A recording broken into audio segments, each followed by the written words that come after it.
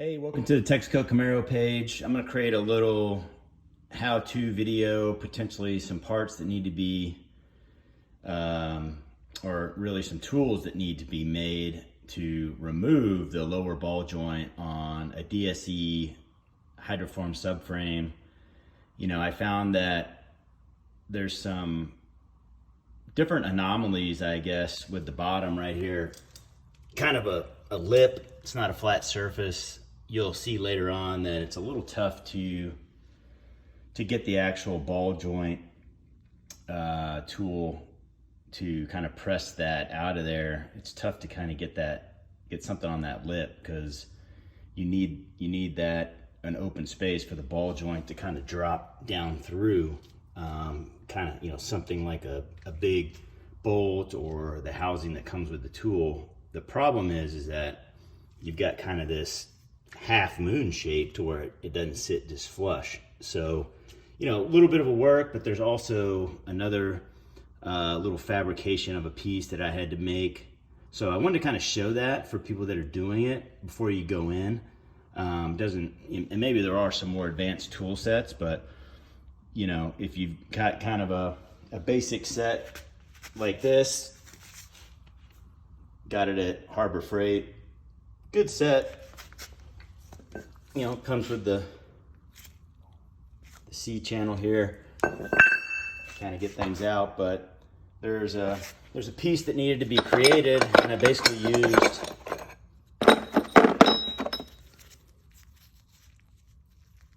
an old socket, you know, heavier duty quality, impact rated. And I'll talk more about what I created there and maybe what the sizing is, just so you can get an idea. So I've already replaced the tie rod end. Tried to map it out as close as I could. I know this is a video about ball joint, but definitely I think, you know, when you're in here, I probably should have done the uppers, but I think I'm gonna leave those. The reason for me doing the lowers was I was getting some heat on the other side, and the boot actually was coming apart. You know, the car's taken a lot of abuse and impact, but you know, these actually, the boots had melted off, and I tried to use some aftermarket stuff, but they just they turned into like a candle, just kind of melting off because of the heat on the butt near the rotor. So hopefully by going back to the original MOOG part that came on these DSE front ends with the rack and pinion is a Mustang setup. You can contact me if you want the part number. There's actually, you know, a lot of forums out there on, you know, what these are and how to get them. But so just wanted to kind of show that. But you know, one of the things that I did on the other side was I started without taking off the lower control arm. So that's not going to happen this time. We're going to take the lower control arm off. Gives you a lot more accessibility when you start trying to press this lower ball joint out. So I would say if you're going to try and do it on the car, you know, unless you're like at a mechanic shop or you have, you know, differentiated tools, but I even think those guys are going to take the lower control arm off and just make it easy on them, because you can just manipulate, you know, the control arm to angles that you want when you're trying to put the tools on and all this. So just take the A arm, just take the lower arm off. It's not that big of a deal. Basically what we've done already is taken off the sway bar arm and the end link, so not a huge deal. Next, we're gonna just, you know, unbolt the shock. So once we have the shock unbolted, you know, and we have the sway bar, you know, unlinked, you know, it's really just gonna come down to taking the ball joint crown nut off and just kind of, you know, letting it drop out of there, see if it'll, you know, what we need to do, manipulate it a little bit with a jack or what have you. But then we're gonna go in and take those bolts off back there. on the control arms where it mounts to the frame. And once that's out, then we'll get into the real thick of why I'm creating this video, which is how to actually get this, press this out of here with this half moon shape where you can't really get a good angle on it. And maybe some other people have other tricks and tips, but I wanted to show, I still think you have to modify a piece to make it happen either way, unless you've got some sort of multi 50, 100 piece set for ball joint removal that you actually have this sleeve that is needed for that. But I'll show all that. Until then, I zip tied the tie rod to the frame just to kind of get it out of the way as I start the process to remove the lower control arms. I've got the shocks essentially loose, but about to knock down the ball joint out of the spindle, out of the knuckle here. So that's where we're at. We'll be moving forward, but just wanted to show a little bit better to get this out of the way. Zip tie it.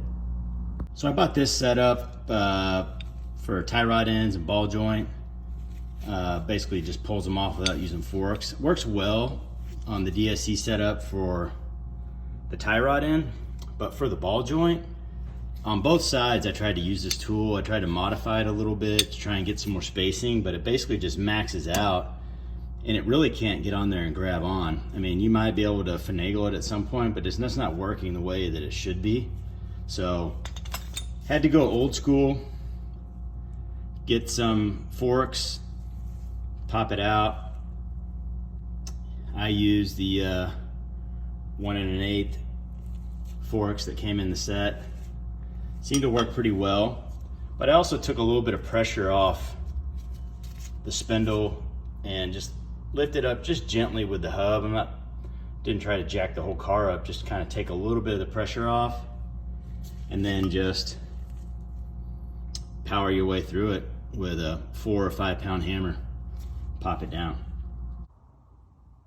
Wanted to give a quick shout out to race ramps. I have the 14-inch wheel cribs, and this is just a piece of it, but you can see back there is the other piece. This is more of the top piece, and I've got it lowered down just for operating on the ball joint job that I'm doing. But I'm able to kind of slide it underneath the car and put the caliper on it so that it doesn't have to just dangle, and it kind of keeps it out of the way, and I can kind of move it around, get it out of the way. But just another use for those race ramp wheel cribs. So just a shout out to them. Really awesome wheel cribs. That's half the size. So, set 6-7 inches, and it goes up to 14 inches. And this is the other piece that goes on top, but just another use and something I like to use. So thanks, race ramps. So I'm really skipping through a lot of the steps, but I'm really showing this as an additive to someone who already knows how to work on lower control arm, ball joint, that whole scenario. I'm not showing all the sizes and all the removal patterns. Really what I wanted to show was additive here for people that have a DSC front end, and some of the tools I needed that I thought were kind of out of the ordinary of a regular job. And now we're about to get into it because it's time to get this ball joint out of here, and everything else is off, and things need to be cleaned up. It's been a little while since these have been off, so it's always good to clean up your work and re-grease everything. But here we go.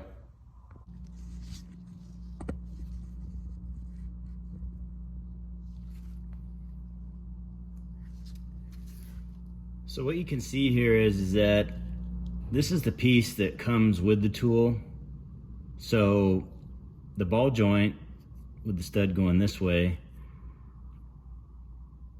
that's the piece of the ball joint right there that this lower piece is sitting on. So this piece is supposed to be here. This piece is supposed to be here. This piece is basically a 74 millimeter bearing in my bearing set so you know, to set bearings, and it's just a flat piece of steel. But because of the lip design here on the DSE, you can see that there's basically a half moon type shape to where you can't really get something to set on it. And also just some of the tolerances of how big this piece is in the tool doesn't really work right, because it's so thin here and so thin here. It's very tough to do. So basically what I'm doing is using this piece to really set on that lip like that. And that's going to allow this to impact down, and essentially it's going to push the ball joint up. And I've got about 1/4 of an inch or so of depth, which is just enough to get that out of there or to release the ball joint. So basically this is the modified design. There's also this piece that I created this is how you start it. So it's just like phase 1, start 1 this way to start to get it to release. And then once this is going to actually bottom out, so I actually had to create this out of basically out of a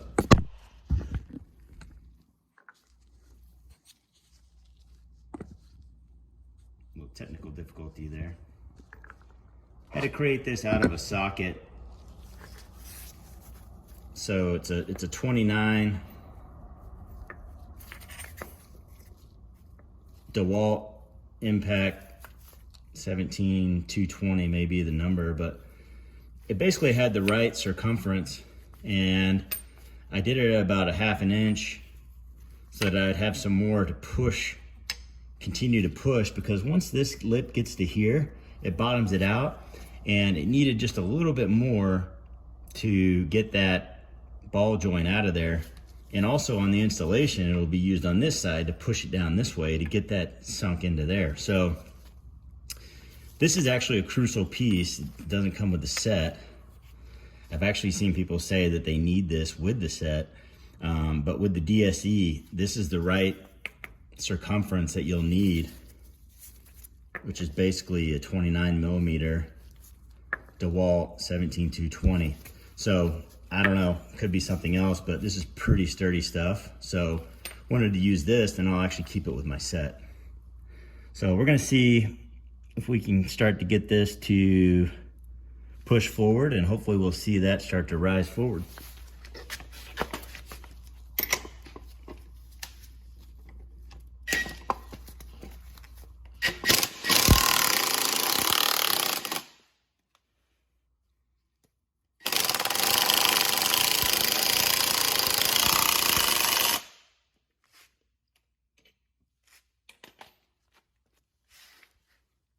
So you can see that we got it to rise forward, or to start to push out.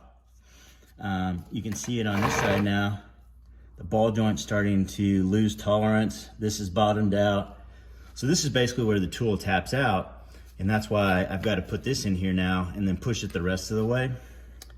And we really only need about that much. So I don't need all of this, but on the reinstall, you need all of this. So it kind of worked out to have it, and just kind of wanted to show this. This is not in the kit.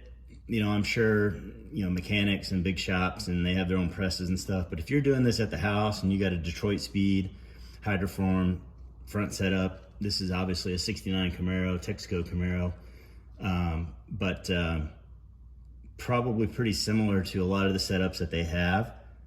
But, you know, a lot of people aren't changing their ball joints every day or not doing it themselves. But if you're going to tackle it, it can definitely be done.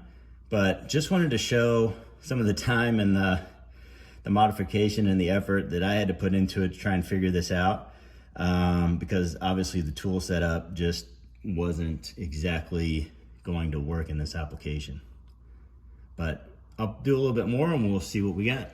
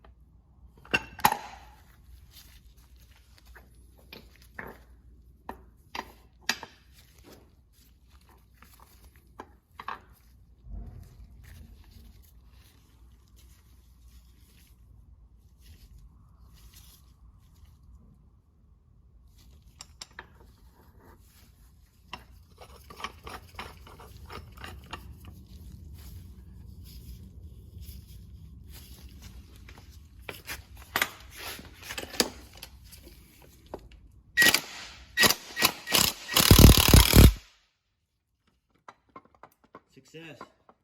Ball joint popped out. Perfect amount of tolerance needed. You see how that push on the bottom end actually is just the extra that we needed. And this is how it's done. So it probably took me a while to figure out exactly what I needed to do here. I'm sure a lot of other people have better techniques, but wanted to show this as an opportunity to save some people some time. It might take you a couple of sets that you actually have to buy to, accomplish this.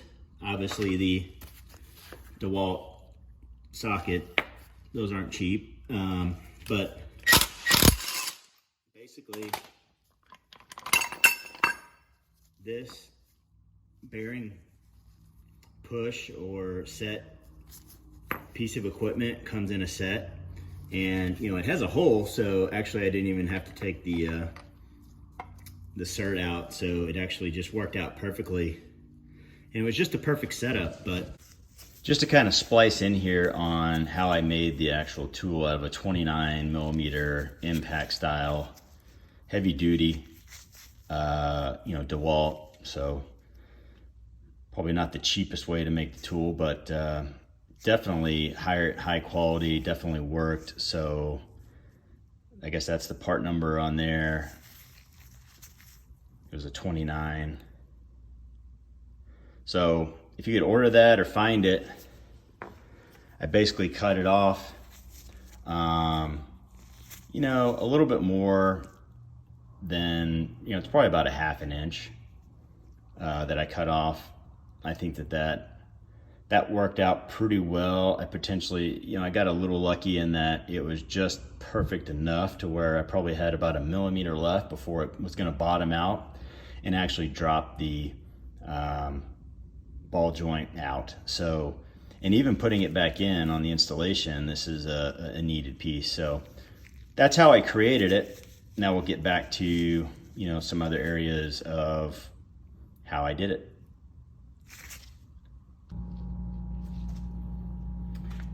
So we've got to obviously install the new ball joint, and this is going to take a 2 setup process as well.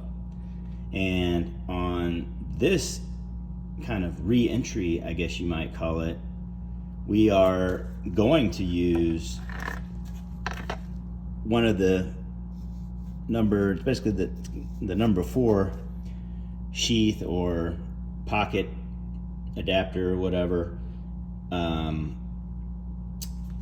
the bottom side, which is where the ball joint is going to now push this way into it, and you need that just for the ability to have the clearance and for this to kind of push here and go down. So unlike the bottom side where you have this half moon, the top side is full circle, so it's easier to get the actual appropriate tool and line it up perfectly for the application that we have here, as you can see. Now on this side, what we're going to do is initially we're going to use the tool that comes with the set, and again, like we did when we removed it, on this side you've got clearance to kind of start the process and to get it seated, but it bottoms out, so then we're going to need this to come into play to allow the rest of the way, for it to push the rest of the way down. Because you can't necessarily do it right now because there's only so much clearance you have with the C, basically the C clamp here. So it's a 2-part process. The modified adapter that we made out of the socket doesn't come in till later. So initially we start here, get it set, and then move our way along.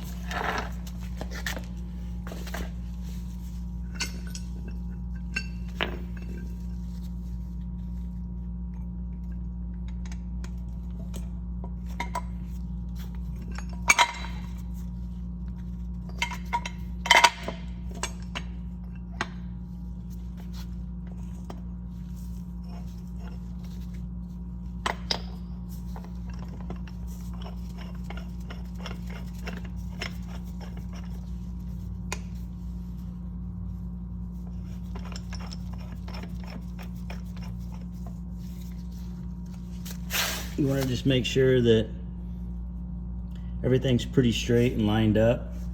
We're not going to go all the way down with it, but I want to make sure it's pretty straight, or as straight as you can get, especially down here. There's going to be a lot of pressure coming onto this, so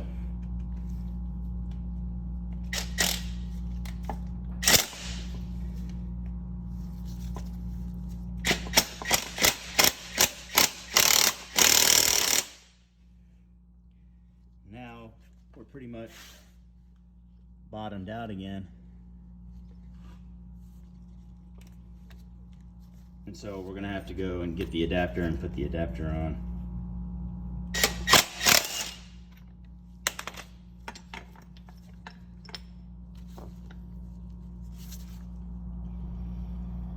So the adapter is much thicker than the piece that we used to take it off. So we're going to use this again because we still don't have the amount of room that we need for the clearance here. It's just too fat. And so by reducing that by a 1/4 inch, it allows us the room.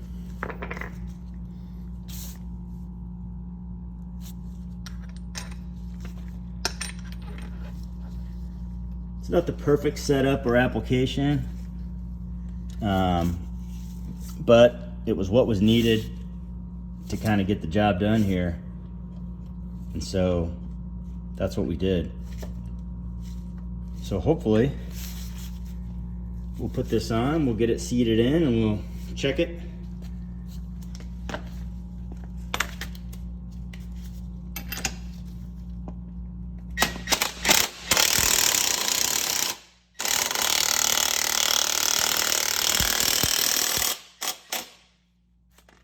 Went down pretty good.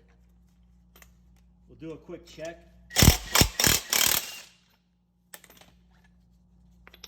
You can see how this came in real handy right here. Really seated it in there.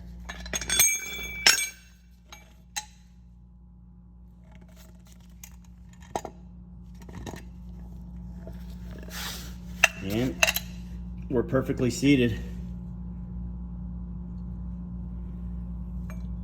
Exactly where we needed to be.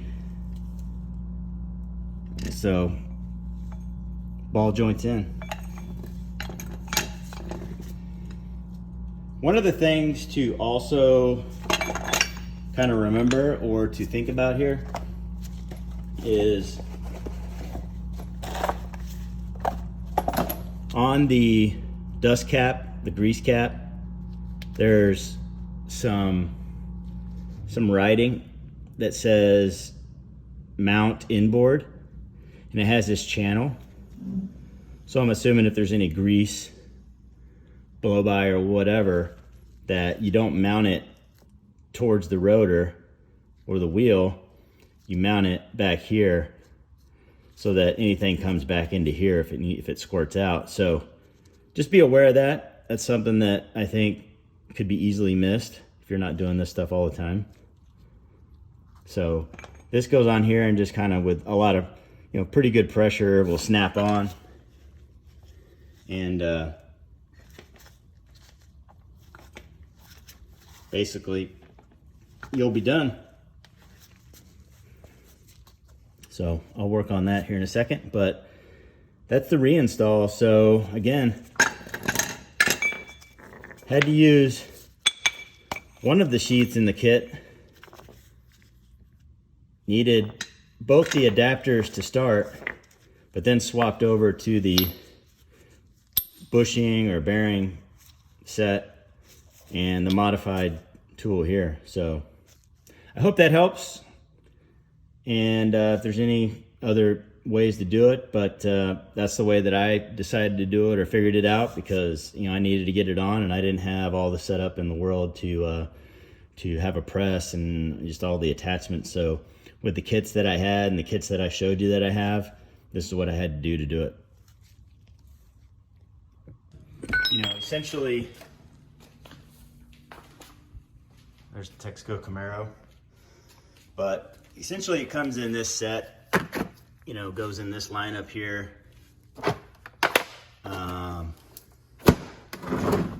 you know, that's what I bought. So I already had this, you know, bushing, driver set, bearing set, whatever. But you know, that's the uniqueness of what was needed here. And I hope that this video helps a little bit. The set that I got at Harbor Freight, it's just a ball joint service kit. You know, it really did the job. It took a while for me to figure it out, like I said, but I was able to get it done. And here's the fork set that I got. It's basically just a tie rod separator set, Maddox, Harbor Freight. But we're just doing some maintenance here on the Texaco Camaro. Got Road America, Daytona coming up, so getting some things adjusted, getting some fixes done, working on a bunch of other things, but shout out to Fram Filters. I'm an ambassador for Fram now, and you know, they've just been great. Love the filter in the car. Car's been filtered by Fram for a couple years now. A lot of other sponsors coming on, race ramps, and you know, like I said before, using those race ramps as supports, not only just to keep the car up while I'm working on it, just kind of doing some low-end service stuff here, not on the lift. Those race ramps really coming in handy, and you know, I can, you know, talk about the parts that, you know, I'm buying. Basically, I'm replacing with MOOG, and not the CTR equipment, which the only reason for that is that it didn't have a cert and it didn't have a cotter hole already drilled. So wanted to kind of go back to what was on the original DSC front end when I got it. This is like a 2017 era. So, you know, I think the CTR parts are used on the DSR or the DSE now. And, but I wanted to go back to MOOG. But basically that's how it's done. This was the main point of the feature. This took me a lot of time to figure out. So hopefully it's helpful to you. And, you know, like, subscribe, follow, Instagram, Texaco Camaro. We're gonna be doing a lot of cool things. A lot of handouts, a lot of giveaways. Things with Fram this year. They're gonna be doing giveaways and items with the green light die-cast cars that have been made. Might be able to see one of them up there. But there's a lot of fun stuff going on. Hope this video was helpful.